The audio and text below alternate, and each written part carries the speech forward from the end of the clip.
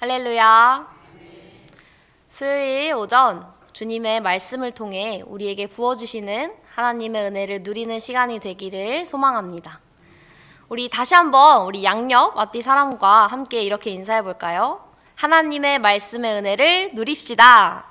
하나님의 말씀의 은혜를 누립시다.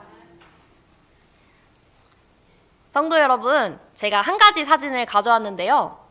우리 사진을 한번 띄워주실까요? 이 나무 어떤 나무이신지 아실까요?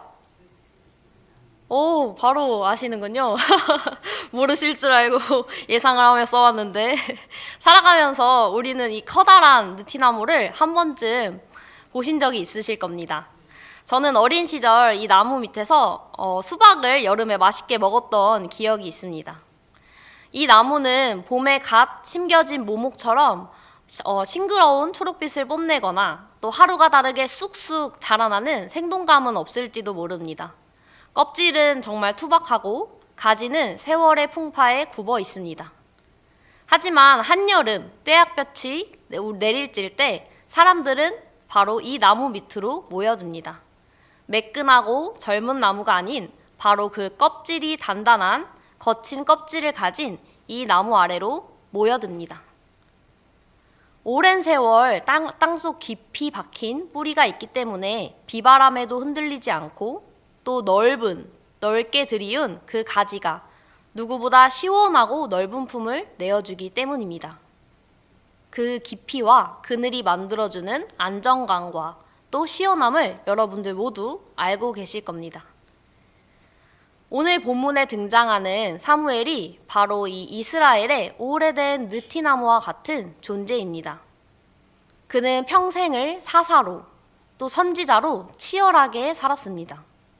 이제 그의 머리는 휘어졌고 백성들은 눈에 보이는 화려하고 젊은 왕 사울을 선택했습니다.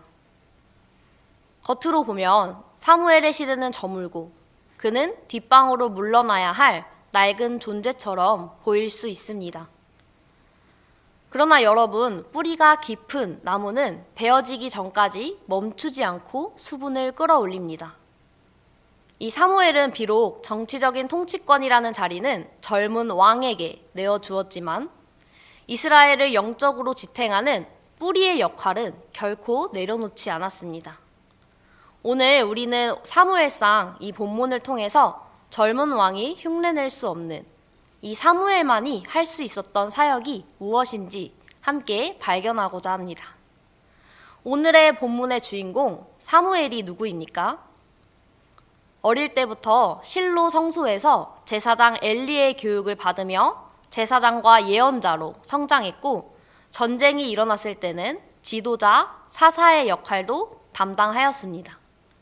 단순히 종교 지도자가 아닌 사사로서 종교와 정치 그리고 군사를 총괄해야 할 강력한 지도자였습니다. 이제 그 사무엘이 머리가 희고 노인이 되어 육체적인 한계를 체감하게 되었습니다.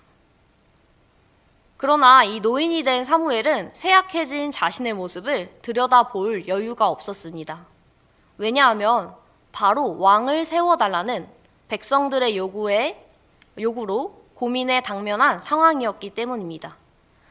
당시 배경을 살펴보면 이스라엘 주변에는 강력한 왕정 국가들이 들어서고 있었습니다.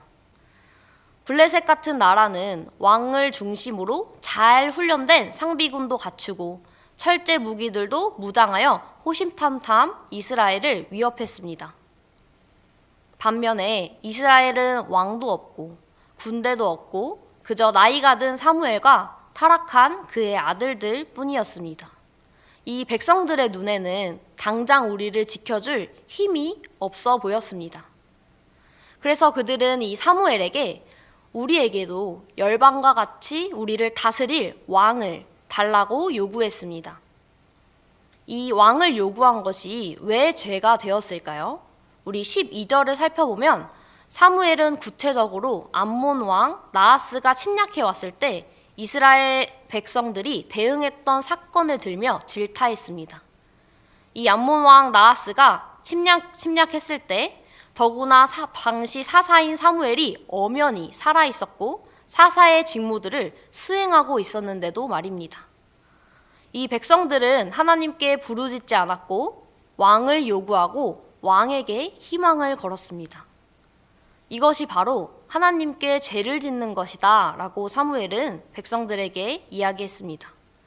그런데 놀라운 것은 바로 이 사무엘의 반응이었습니다.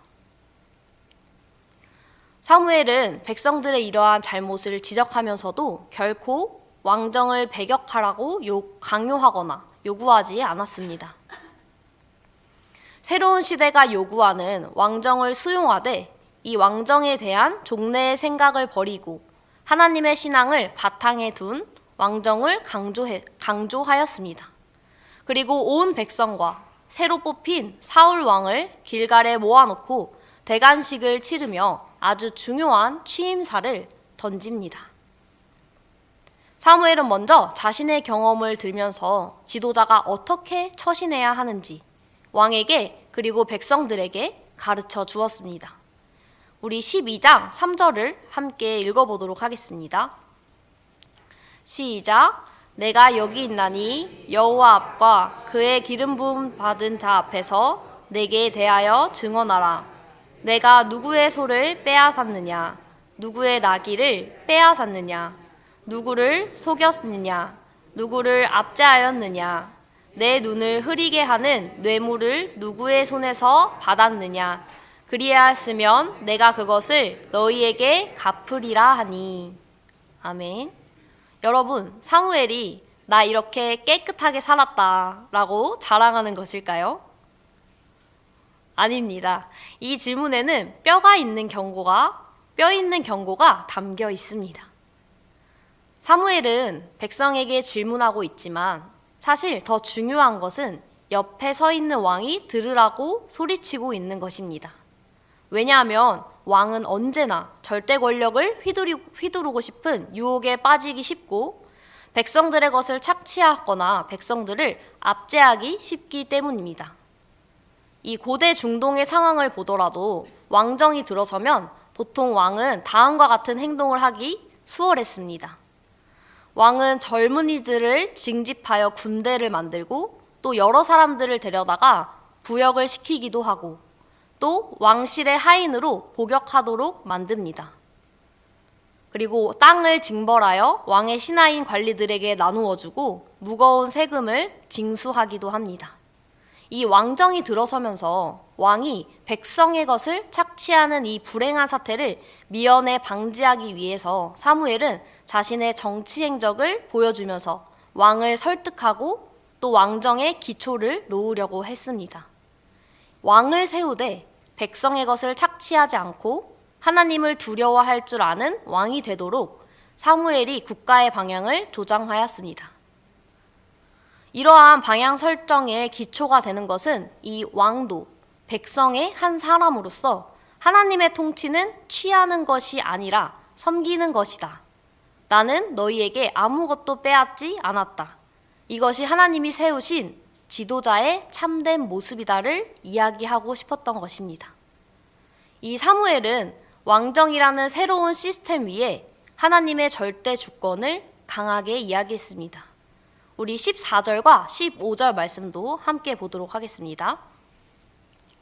너희가 만일 여호와를 경외하여 그를 섬기며 그의 목소리를 듣고 여호와의 명령을 거역하지 아니하며 또 너희와 너희를 다스리는 왕이 너희의 하나님 여호와를 따르면 좋겠지만은 너희가 만일 여호와의 목소리를 듣지 아니하고 여호와의 명령을 거역하면 여호와의 손이 너희의 조상들을 치신 것과 같이 너희를 치실 것이라. 아멘. 이 말에는 축복과 저주가 함께 담겨 있습니다. 여호와를 경외하고 그 목소리를 들으면 여호와의 축복이 임하지만 여호와의 목소리를 듣지 않고 거역한다면 여호와의 형벌이 임한다는 것입니다. 여기서 주목할 점은 축복도 여호와께로부터 나오고 형벌도 여호와께로부터 나온다는 사실입니다.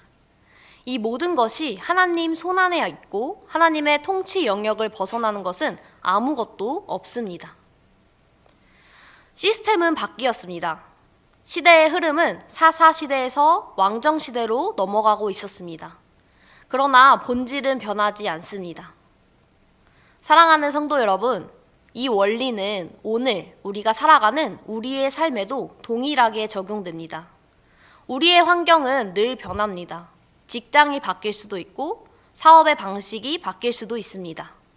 또 교회의 시스템이 바뀔 수 있고 리더가 바뀔 수 있고 가정의 형편이 달라질 수 있습니다.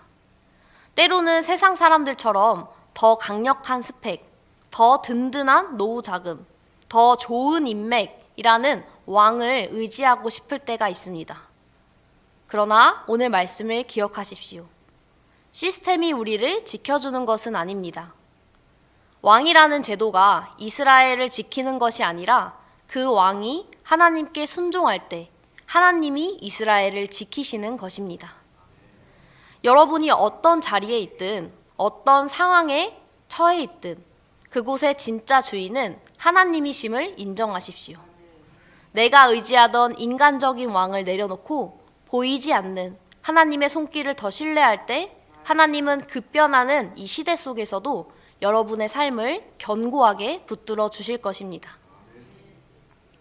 사무엘은 한탄하거나 시대의 흐름에 항거하지 않았습니다. 현명한 이 사무엘은 이러한 시대적 흐름을 역행하지 않고 수용하면서도 이 왕정이라는 새로운 제도를 굳건한 신학의 틀 위에 바로 세우고자 노력했습니다. 이 하나님은 사무엘을 통해 새로운 시대가 요청하는 새로운 제도를 올바르게 세우는 작업을 진행하셨습니다. 그리고 사무엘은 사람들과 왕에게 이어서 선포했습니다. 바로 쉬지 않는 기도의 사역을 이야기했습니다. 우리 사무엘상 12장 23절을 함께 합독하겠습니다. 시작. 나는 너희를 위하여 기도하기를 쉬는 죄를 여호와 앞에 결단코 범하지 아니하고 선하고 의로운 길을 너희에게 가르칠 것인즉. 아멘. 먼저 사무엘은 기도를 멈추는 것을 죄라고 규정했습니다. 우리는 보통 죄라고 한다면 도둑질을 해야 하거나 거짓말을 하거나 남을 해치는 나쁜 행동을 떠오릅니다. 하지만 사무엘은 기도를 멈추는 것, 즉 해야 할 일을 하지 않는 것도 죄라고 선언합니다. 왜 그렇습니까? 사무엘은 알고 있었습니다. 이스라엘이라는 이 나라는 군사력이나 경제적으로 유지되는 나라가 아니라 하나님의 은혜가 공급되어야만 살 수 있는 나라임을 알았기 때문입니다. 마치 바다 위 잠수부가 산소호스가 생명줄인 것처럼 이스라엘에게도 이 기도는 하나님과 연결된 생명줄입니다. 그리고 영적 지도자가 기도를 멈춘다는 것은 그 생명줄을 끊어버리는 직무유기이자 하나님 앞에서도 죄가 되는 것입니다. 또 이 기도는 칼보다 강력한 무기입니다. 지금 사무엘은 모든 공식적인 직함에서 물러나 있는 상태입니다. 정치적인 결재권도 군사를 움직일 지휘권도 젊은 사울 왕에게 넘어갔습니다. 세상적인 눈으로 본다면 이 사무엘은 이빨이 빠진 호랑이처럼 보일 수 있을 것입니다. 그러나 본문 18절을 함께 보도록 하겠습니다. 이는 사무엘이 여호와께 아뢰매 여호와께서 그날에 우레와 비를 보내시니 모든 백성이 여호와와 사무엘을 크게 두려워하니라. 아멘. 사무엘이 여호와께 아뢰었더니 건기라 비가 올 수 없는 때에 하늘에서 우레와 비가 쏟아져 내렸습니다. 이것은 무엇을 보여줍니까?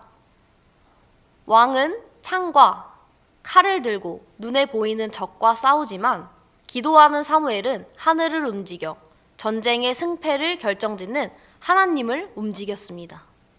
이 사무엘의 기도는 단순한 위로가 아니라 실제로 적을 물리치고 나라를 지키는 강력한 무기였습니다. 마지막으로 기도는 다음 세대를 키우는 가르침으로 완성됩니다. 사무엘은 기도만 하겠다고 하지 않았습니다. 23절 하반절에 보면 선하고 의로운 길을 너희에게 가르칠 것이라고 이야기합니다. 기도는 골방에서 끝나지 않습니다. 기도로 하나님의 마음을 품은 사람은 그 마음을 가지고 자녀들에게 또 다음 세대에게 무엇이 올바른 길인지 가르치게 되어 있습니다. 비록 사무엘 자신은 자녀 교육에 아쉬움이 있었을지 모르나 그는 포기하지 않고 온 백성을 영적인 자녀로 삼아 끝까지 바른 길을 제시하려 했습니다. 사랑하는 교우 여러분, 우리의 육체는 시간이 흐르면 약해질 수 있습니다. 사회적인 지위나 또 직분에서 은퇴할 때가 옵니다. 예전처럼 몸으로 뛰며 봉사하기 어려울 수도 있습니다. 하지만 기억하십시오. 하나님은 우리의 근육을 필요로 하시는 게 아니라 우리의 무릎을 필요로 하십니다. 나는 이제 할 일이 없어. 나는 가진 것이 없어. 라고 말하지 마십시오. 여러분에게는 하늘문을 여는 기도의 권세가 있습니다. 자녀들이 세상에서 치열하게 일할 때 그들을 위해 아침을 깨우며 기도해 줄 사람이 누구입니까? 교회가 세상의 파도에 흔들릴 때 보이지 않는 곳에서 눈물로 교회를 지탱할 기둥이 누구입니까? 바로 기도하는 여러분입니다. 사무엘은 정치 일선에서 은퇴했지만 기도의 일선에서는 은퇴하지 않았습니다. 오히려 그는 더 깊은 곳에 깊은 기도의 자리로 나아가 나라를 경영했습니다. 오늘 이 시간 우리도 결단하길 소망합니다. 내 호흡이 닿는 날까지 기도의 자리를 지키겠다고.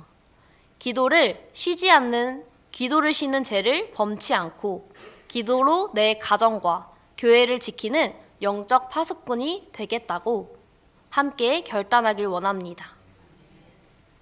오늘 우리는 사무엘상 12장을 통해 사사시대가 저물고 왕정시대가 열리는 거대한 역사의 전환점을 함께 보았습니다. 이 혼란한 시기에 사무엘이 보여준 이 믿음의 선택은 오늘 우리에게 분명한 영적인 이정표를 제시했습니다.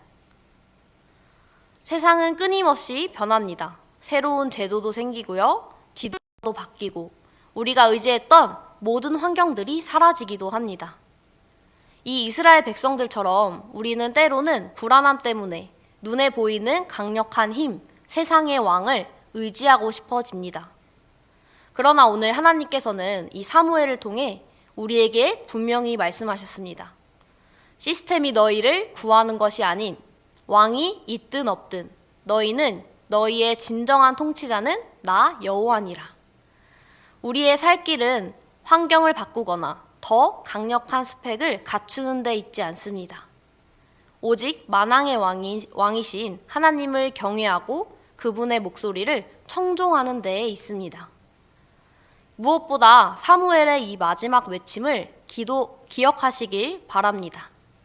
기도를 쉬는 죄를 범치 않겠다. 이것은 왕보다 더 강력한 힘으로 민족을 지키겠다는 영적인 선전포고였습니다. 사랑하는 성도 여러분, 여러분의 지금 기도의 자리는 안녕하십니까? 혹시 바쁘다는 핑계로 혹은 내 힘으로 해결해 보겠다는 또 교만함으로 기도의 자리를 놓고 있지는 않으십니까? 그렇다면 오늘의 말씀을 적용한다고 한다면 우리는 어떻게 살아가야 할까요? 먼저 첫 번째, 불안한 마음이 들 때마다 눈에 보이는 시스템을 의지하려는 마음을 멈추고 내 입술로 선포하십시오. 내 인생에 우리의 가정의 왕은 오직 하나님이십니다. 세상이 요동쳐도 하나님의 허락 없이는 참새 한 마리도 떨어지지 않음을 믿습니다. 문제가 생겼을 때 사람을 찾아가기 전에 가장 먼저 하나님 앞에 무릎 꿇는 우선순위를 회복하십시오. 두 번째로는 나만의 중보기도 리스트를 갱신하십시오. 기도하겠다라고 말은 하지만 실제로 막연하게 생각날 때만 기도하거나 기도를 잊어버리는 경우가 많습니다. 오늘 집에 돌아가셔서 구체적인 기도 제목들을 적어보십시오. 내 자녀뿐만 아니라 올해 작정한 우리 교회의 리더들, 성장하고 자라나는 다음 세대, 그리고 목회자들, 나라와 민족을 위한 기도 제목을 적으십시오. 그리고 하루 중 내가 가장 맑은 정신으로 집중할 수 있는 10분, 20분을 떼어놓아 이 명단에 적힌 사람들을 위해 내가 매일 이름을 불러가며 기도하는 영적 파수꾼이 되겠다고 약속하십시오. 마지막으로 다음 세대와 젊은 세대에게 축복과 가르침의 언어를 선택해 주십시오. 우리가 나이가 들고 경험이 많아지면 젊은 세대나 변화된 환경을 위해서 요즘은 이게 문제야, 옛날엔 안 그랬는데 라고 비교하며 판단하기 쉬워지는 것 같습니다. 사무엘은 선하고 의로운 길을 가르치겠다고 이야기했습니다. 비판은 사람을 바꾸지 못하지만 기도와 권면은 사람을 바꿉니다. 자녀와 젊은 성도들에게 내가 만난 하나님을 간증하고 또 하나님을 경외하는 것이 지혜의 근본임을 따뜻하게 가르쳐 주십시오. 오늘 이 시간 우리 모두 사무엘의 결단을 나의 결단으로 삼기를 원합니다. 세상이 요동칠 때 사람들은 두려워 떨지만 우리는 기도의 무릎을 꿇읍시다. 세상은 힘과 권력을 쫓아가지만 우리는 하늘의 문을 여는 기도의 능력을 붙잡기를 원합니다. 이 거룩한 결단이 있는 한 하나님은 여러분들을 통해 이 시대를 붙드시고 또 여러분의 삶을 가장 안전하고 복된 길로 인도하실 것입니다. 기도로 시대를 경영하는 하나님의 사람으로 우뚝 서가는 우리 신세계 모든 분들이 되기를 소망합니다.